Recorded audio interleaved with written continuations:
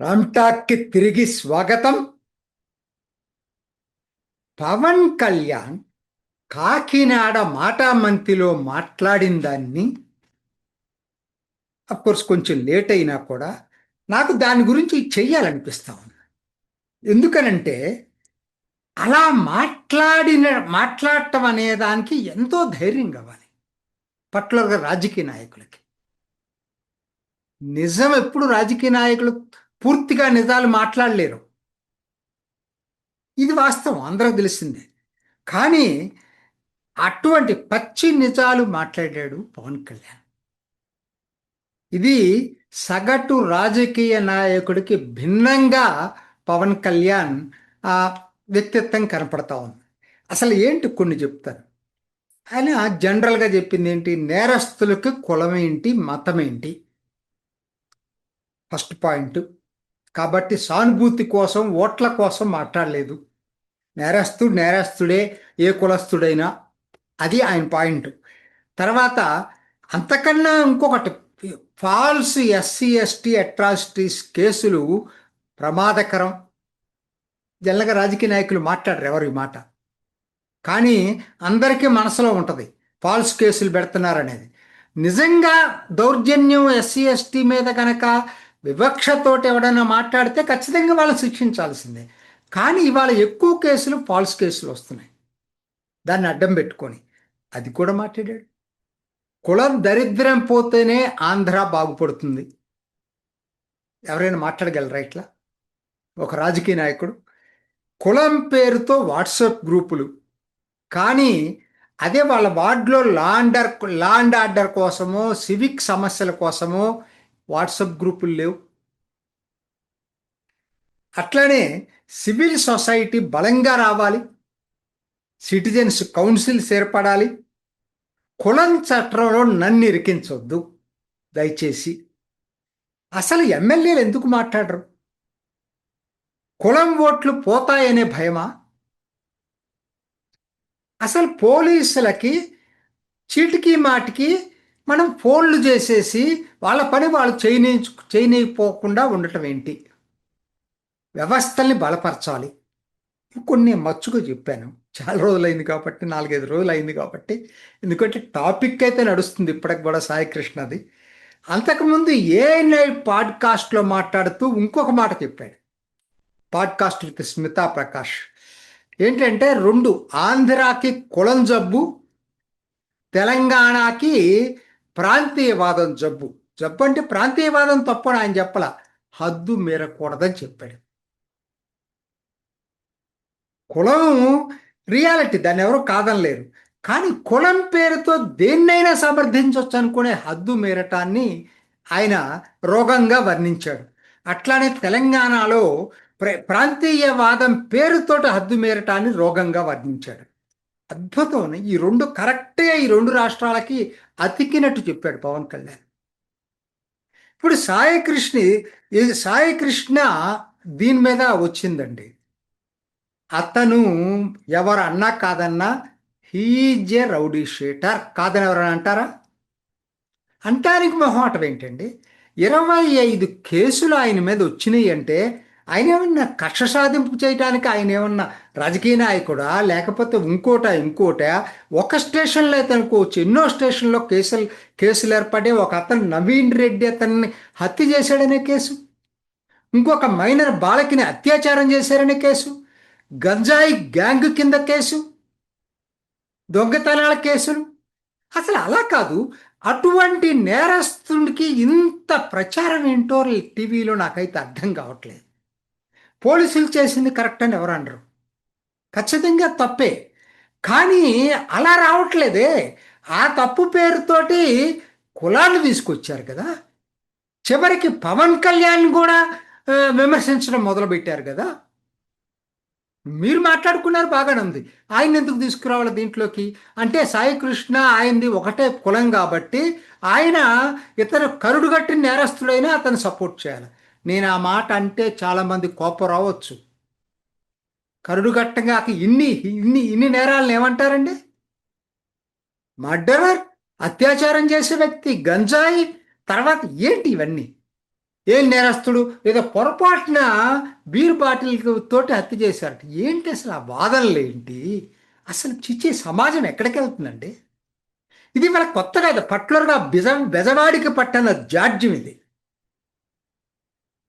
Bezawada rowdyism మీకు నాకు తెలుసు. నా చిన్నప్పుడు చదువుకునే రోజుల్లో చలసాని వెంకటరత్నం వర్సెస్ వంగవీటి రాధా. ఏమన్నా అమాయక పౌరులండి ఇద్దరు? అమాయక పౌరులా అని అడుగుతున్నాను. ఎవరినైనా గుండె మీద చేసుకొని చెప్పానండి. ఇద్దరు ఇద్దరే. దానికి కులం రంగు తీసుకొచ్చారు. ఇటు ఒక సామాజిక వర్గం, అటు ఒక సామాజిక వర్గం. ఆ రోజు నుంచి బెజవాడ అసలు వాతావరణమే మారిపోయింది. అది తర్వాత తర్వాత మోహన్ రంగా వర్సెస్ దేవినేని నెహ్రూ. అంటే వాళ్ళిద్దరూ కూడా కులాలు అట్టు పెట్టుకుంటున్నారు, అండగా అండకాస్తున్నారు. మేబీ రంగా హత్య దారుణమైనటువంటిది, దాన్ని ఎవరు సమర్థించరు. ఎందుకంటే అవతల వ్యక్తికేమో అధికారం అండుంది, వీళ్ళకి లేదు కాబట్టి విక్టిమ్స్. కాకపోతే అమాయక పౌరులు వీళ్ళందరూ అంటే మాత్రం నేను ఒప్పుకోలేనండి. అంటే ఎక్కడి దాకా వెళ్తున్నామంటే, మీకు నేరాన్ని కులాన్ని కలగలిపి, కాబట్టి మనవాడైతే కులం అది నేరస్తుడు అయినా సరే ఏదో ఒక మిషతోటి సపోర్ట్ చేయాలి. కాదని చెప్తామండి? ఎవరైనా చెప్పమానండి. నాకు రాయలసీమ ఫ్యాక్షన్ బెటర్ అనిపిస్తుందండి. అక్కడ కులం లేదు అని. బెటర్ అని నేను అన్ను, అది ఇంకా దారుణం. చంపేసుకుంటే ఇంకెక్కువ మంది చంపుతున్నారు అక్కడ. బెజవాడ రౌడీయిజం అనే దానికి, రౌడీయిజానికి కులం రంగు తీసుకొచ్చేసి దాన్ని ఒక పెద్ద సాక్రోసెంక్ట్గా తీసుకొచ్చారు మొత్తం కూడా. ఆయన నిన్నెవరో జర్నలిస్టు సాయి, నాకు చాలా మంచి అభిమానమే. ఎందుకంటే జర్నలిస్ట్ సాయి నేషనలిస్టుగా జాతీయవాదాన్ని గురించి మాట్లాడతాడు కాబట్టి మంచిదే. కానీ ఇక్కడికి వచ్చేటప్పటికేంటి, టోటల్ టోటల్ బయాసుడు. యోగి ఎన్కౌంటర్ చేస్తే కరెక్ట్, ఇక్కడ పోలీసులు లాకప్ డెత్లో చేస్తే తప్పు. రెండు తప్పులే, రెండు తప్పులే. మరి ఎన్కౌంటర్ ఎట్లాక? ఎన్కౌంటర్ అంటే రియల్ ఎన్కౌంటరా? ప్రతి వాళ్ళకి తెలుసు జరిగే ఎన్కౌంటర్స్ అన్ని ఫాల్స్ ఎన్కౌంటర్స్ అని. తెలియదా? ఇదే జగన్మోహన్ రెడ్డి వెళ్ళి పలకరిస్తాడు. 6 నెలల క్రితం అదే సాక్షి పేపర్లో సాయి కృష్ణ రౌడీ షీటరు నవీన్ రెడ్డిని హత్య చేశాడని చెప్పి రాసింది కూడా ఇదే సాక్షి పేపర్. ఎక్కడికి వెళ్తున్నామండి మనం? కొంతమంది అయితే జర్నలిస్టులు, మంచి జర్నలిస్ట్ మంచి ఉద్దేశంతోనే మాట్లాడుతున్నారు, కానీ ఈ దేశానికి అది నా వ్యక్తిగత అభిప్రాయం పనికిరాదు టోటల్గా. పౌర హక్కులు నేరస్తులకి అమాయక పౌరులకి ఒకటే ఉండాలని నేనైతే అనుకోవట్లేదండి. ఉంటే అది అభివృద్ధి చెందిన ప్రజాస్వామ్య దేశాల్లో ప్రాక్టికల్గా పాసిబుల్ అవుతుంది, కానీ అజ్మల్ కసాబ్కి కూడా పౌర హక్కులు ఇవ్వాలని నేనైతే అనుకోవట్లేదు. ఎందుకు ఇవ్వాలండి? అలా నడపదండి. భయం ఉంటేనే నడుస్తుంది సమాజం. ఇవాళ యోగి అంతమందిని, దాదాపుగా 30-40 మందిని ఎన్కౌంటర్లో చంపగలిగాడు కాబట్టే శాంతి భద్రతలు అక్కడ యూపీలో వచ్చినాయి. వాళ్ళని అమాయకులను చంపలేదు ఒక్కరిని కూడా. అది తప్పు. అంటే అప్పుడప్పుడే జరుగుతాయి. ఏంటంటే కక్ష పెట్టుకోవటమో లేకపోతే ఇంకో పద్ధతుల్లోనో అమాయకుల్ని చంపటం అనేది ఇక్కడ నుంచి దానికి దారి తీస్తుందని మాట్లాడటం వరకు కరెక్ట్. కానీ ఇద్దరికీ ఒకటే పౌర హక్కులు అనేది ఎందుకని నేను అది I could not digest that.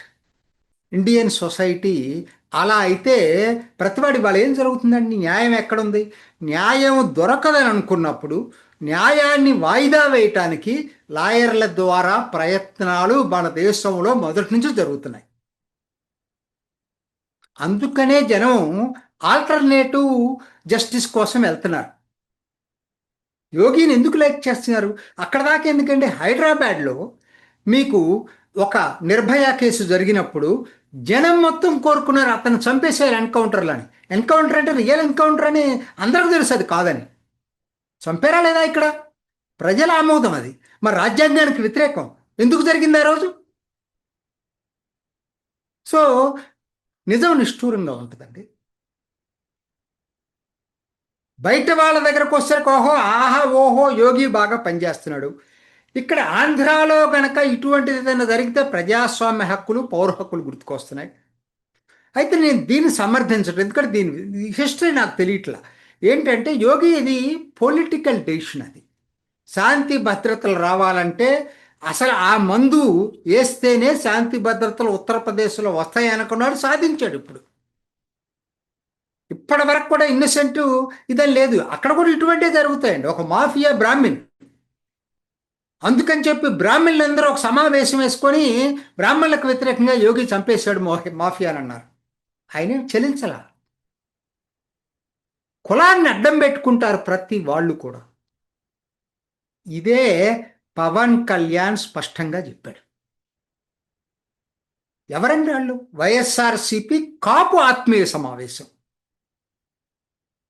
వాళ్ళు ఏ రోజు కాపులకి ఒక్క రాజ్య వైఎస్ఆర్సిపి పుట్టిన కాడ నుంచి ఈ రోజు వరకు కూడా ఒక్క రాజ్యసభ సీటు ఇవ్వనటువంటి వైఎస్ఆర్సిపి ఒక్క సీటు పవన్ కళ్యాణ్ లింగమనేని రమేష్కి ఇవ్వగానే కాపులకు అన్యాయం జరుగుతుందని పేపర్లో గగ్గోలు.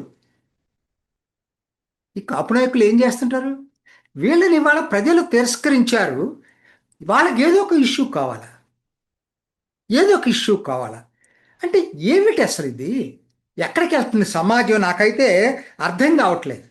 ఆంధ్రాలో ఈ కుల జాడ్యం అనేది అందరిలో ఉన్న, అన్ని కులాల్లోనండి. నేను ఒక కులం ఆ కులం ఈ కులం అంటలేదు.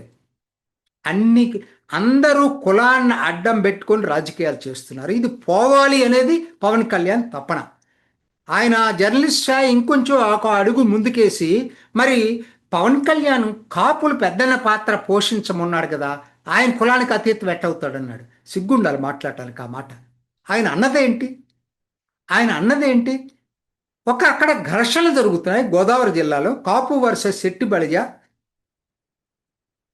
ఆ కాపు వర్సెస్ కోనసీమలో దళితులు జరుగుతున్నప్పుడు కాపులు పెద్దన్న పాత్ర పోషించమన్నాడు. దాంట్లో కులం ఏంటండి?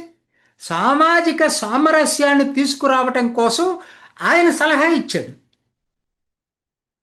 ఆయనకి లేకపోవచ్చు, కాపు సామాజిక వర్గం ఆయన ఓన్ చేసుకుంటున్నాడు, నిజమే కదా. ఇదే జర్నలిస్టు స్థాయి.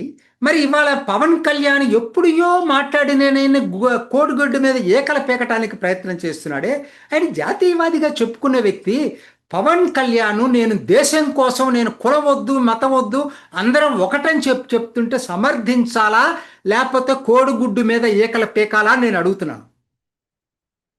నువ్వేం చేశావు?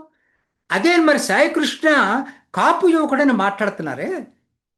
మరి ఇదే సాక్షి పేపర్లో రౌడీ షీటర్ సాయికృష్ణ అని రాసినప్పుడు జర్నలిస్ట్ సాయి నిన్న పవన్ కళ్యాణ్ మాట్లాడేటప్పుడు ఒక్క మాట జగన్ మాట్లాడింది తప్పని చెప్పి మాట్లాడా? ఏం జర్నలిస్టులు అండి వీళ్ళు? ఏమిటి అసలు ఇది? ఎక్కడికి వెళ్తుంది సమాజం?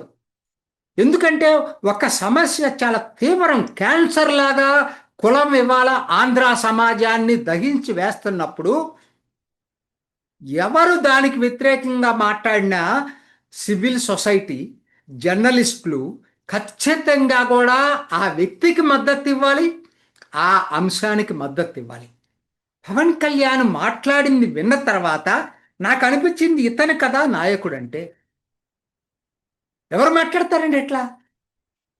ఒకటే కాదు, అదొక్కటే మాట్లాడలేదు కదా ఆయన, చాలా మాట్లాడి. నేను ఇంతకుముందు చెప్పాను కదా మీకు. రెండో వైపు తెలంగాణలో ఏం జరుగుతుందండి? తెలంగాణలో ప్రొఫెసర్ నాగేశ్వరు, పెద్ద నైతిక విలువల గురించి మాట్లాడే ప్రొఫెసర్ నాగేశ్వరు చూసినట్టుగా ఏదేదో వాగితే, దాన్ని విమర్శిస్తే దాన్ని ఆంధ్ర తెలంగాణ ఇష్యూ కింద మార్చటం, ప్రాంతీయ విభేదాలు తీసుకురావటం, ఇదే పవన్ కళ్యాణ్ చెప్పాడు. ఆంధ్రాకి కులం, తెలంగాణకి ప్రాంతీయవాదం. అంటే కొంతమంది ఏమంటున్నారు, ప్రాంతీయవాదం తప్పు అంటున్నారు. ప్రాంతీయవాదం ఎప్పుడు తప్పు కాదు. కులం కన్నా హద్దుల్లో ఉండాలి. దాని తర్వాత మతం తర్వాత ప్రాంతం, అంతకన్నా పెద్దది దేశం. భారతీయులందరూ, పౌరులందరూ ఒక్కటనేటువంటి భావన మనకు ఉండాలి. దేశం కోసం అది మనం చెయ్యాలి. దానికనే ముఖ్యమైనది మానవత్వం, ఒప్పుకుంటాను నేను. కానీ ఇవాళ జరుగుతుంది మాత్రం, ఆంధ్రాలో జరుగుతున్నది, తెలంగాణలో జరుగుతుంది, తెలుగు రాష్ట్రాలు ఆత్మ పరిశోధన చేసుకోవాల్సినటువంటి అవసరం ఉంది. సివిల్ సొసైటీస్ ముందుకు రావాలండి. అదే పవన్ కళ్యాణ్ చెప్పాడు, సివిల్ సొసైటీస్ ముందుకు రావాలి. సమస్యలు ఏంటి ఇక్కడ? టీవీల నిండా ఇదేనా? సాయి కృష్ణ ఎన్ని రోజుల నుంచి ఇదే గొడవ. అరే మీ వార్డులో సమస్యలు మీకు పట్టవు. హైదరాబాద్లో ట్రాఫిక్ గంటల గంటలు, ఇంతకుముందు నేను వెళ్ళొచ్చాను, గంటల గంటలు ఉంటే వరకు పట్టవు. అసలు ఏమిటి ఇదంతా వింటుంటే? అదేమంటే దళితులు ఆదివాసుల గురించి మాట్లాడాడు కదా పవన్ కళ్యాణ్. సాయి గారు, దళితులు ఆదివాసులు రాజ్యాంగం ప్రసాదించినటువంటి హక్కు, దాని గురించి మాట్లాడటం సామాజిక న్యాయం. అది అన్ని కులాలకు అది వర్తించదు. దయచేసి దీన్ని కూడా, ఇంత చిన్న చిన్న విషయాలు నేను చెప్పాల్సిన పని లేదు. ఎందుకంటే ఆయన యోగి చేసిన ఎన్కౌంటర్స్ కరెక్ట్ అట, ఇది తప్పట. నా దృష్టిలో ఏంటంటే అసలు ఇది లాకప్ డెత్ కనుక అయితే మాత్రం ఖచ్చితంగా కూడా సిఐ ఎవరి పై లెవెల్లో రాజకీయ డైరెక్షన్ లేకుండా చేసి ఉంటే మాత్రం ఖచ్చితంగా సిఐ తప్పు. ఇవాళ సాయి కృష్ణ జరుగుతుంది, రేపొద్దున ఇంకొకరికి జరుగుతుంది. కాబట్టి నేను దాన్ని ఎటువంటి పరిస్థితుల్లో సమర్థించట్లేదు. కానీ దాని వెనక జరుగుతున్న రాజకీయం మాత్రం నాకు జుగుప్సాకరంగా ఉంది. దీన్ని అడ్డం పెట్టుకొని పవన్ కళ్యాణ్ క్యారెక్టర్ని దెబ్బతీయాలని ప్రయత్నం చేయటం మాత్రం అసహ్యం వేస్తుంది వీళ్ళని చూస్తూ ఉంటే. ప్రజలు తిరుగుబాటు చేస్తారు, గుర్తుపెట్టుకోండి. ప్రజలు చాలా స్మార్ట్గా ఉంటారు. రాజకీయ నాయకులు లేకపోతే మీరందరూ ఏమనుకుంటున్నారు, మీరే స్మార్ట్ అనుకుంటున్నారు. మీకన్నా ప్రజలు స్మార్ట్ కాబట్టే జగన్మోహన్ రెడ్డికి 11 సీట్లే ఇచ్చారు. నేను అభివృద్ధికి పైసా ఖర్చు పెట్టకుండా కేవలం ఫ్రీ బీల్ ఇస్తే గెలుస్తాననుకున్నటువంటి దాన్ని జనం తిప్పికొట్టారు. మర్చిపోతున్నాం మనం. జనాన్ని తక్కువ అంచనా వేయద్దు. ఎప్పటికైనా తెలుగు సమాజం మేలుకోవాలి. నిజమైనటువంటి ప్రజా సమస్యల దిశగా అడుగులు వేయాల్సిన అవసరం ఎంతైనా ఉంది. ఇది ఈనాటి రామ్టాక్. ఇంకొక ఎపిసోడ్లో మళ్ళీ కలుసుకుందాం. నమస్తే.